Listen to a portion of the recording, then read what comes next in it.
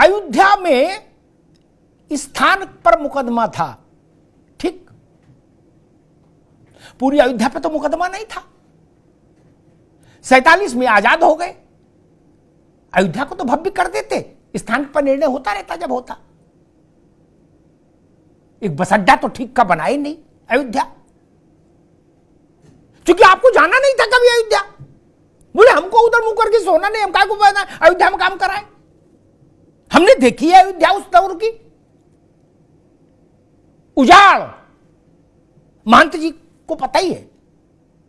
क्यों? क्या अयोध्या में संसाधन नहीं लगाए जा सकते थे?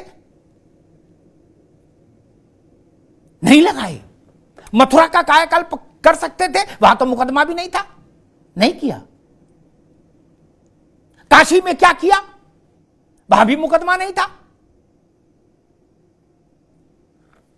करके दिखाना होगा। और एक बड़ा टेस्ट केस, थोड़ी अच्छी बात है, गंगा जी की आरती, नर्मदा जी की आरती, अच्छी बात है, सब जगह करिए। साक्षी मारी गई दिल्ली में, जुबान से बात नहीं निकली, हलक सूख गया सबका। क्यों भाई, क्यों हलक सूख गया? वो तो दलित की बेटी थी, अभी दलित की भी चर्चा में सुन रहा था।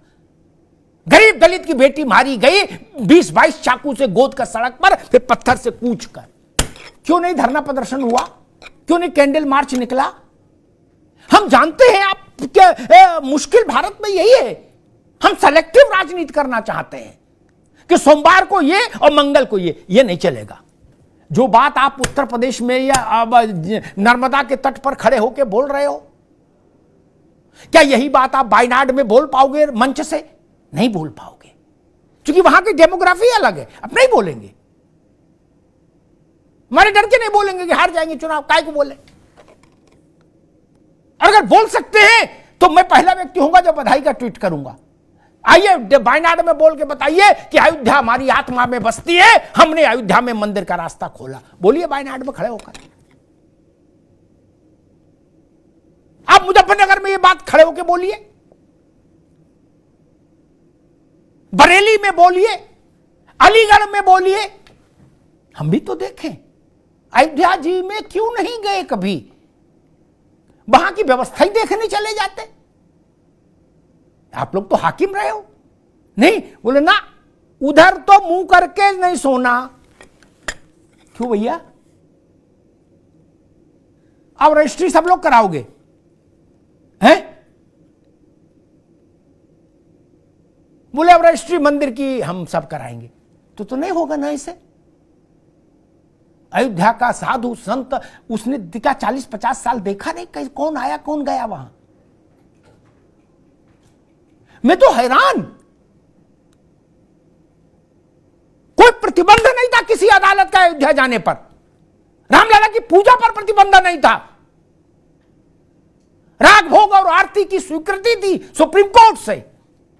क्यों नहीं गए? क्यों नहीं गए? नहीं गए आप। और फिर आप मंच पर जाओगे, चुनाव होगा, वोट पड़ना होगा, तो कहोगे जयंती मंगला काली भद्रकाली कपालिनी, नवरात्र की हार्दिक शुभकामनाएं, मैं व्रत हूं। तब आप ये बात अभी कह रहे हो कि धर्म बहुत निजी बात है, फिर मंच पे बताओगे कि हम व्रत हैं। नहीं, ये तरीका ठीक नहीं। भारत के मूल भाव के साथ क्यों नहीं चल सकती भारत की राजनीति? चलना चाहिए।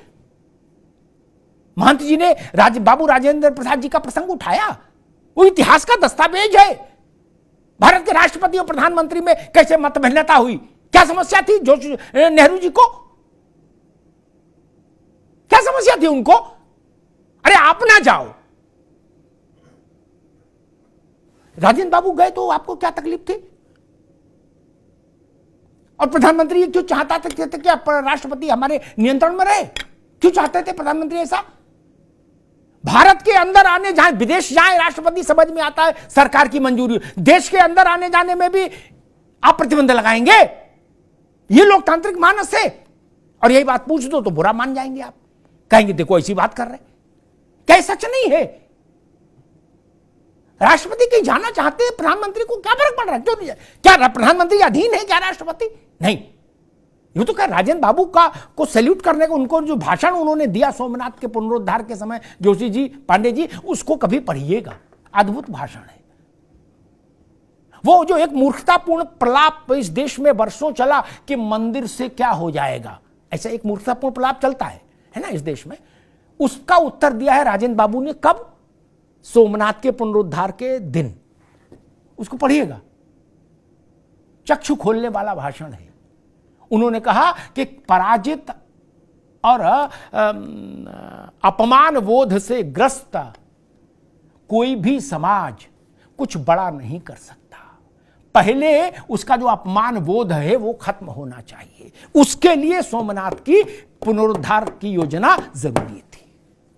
ठीक, गुलामी की मानसिकता खत्म होगी तब पराक्रम करेंगे आप। भारत में मंदिर से अर्थव्यवस्था में कितना योगदान है? क्या सीधे रोजगार में 5 करोड़ लोग, 5 करोड़ सीधे रोजगार में मंदिरों से। इसमें मस्जिद और चर्च नहीं जोड़ रहा, gurdwara no, only Hindu temple से 5 करोड़ लोग सीधे रोजगार पा रहे हैं। बताइए और किसी चीज से पा रहे हो तो नहीं ना। इसलिए मैंने यह भी कहा कि अर्थशास्त्र से समझो तो और धर्मशास्त्र से समझो तो ये भारत का आत्म तत्व है। इसको जितनी जल्दी समझ लीजिएगा उतना अच्छा।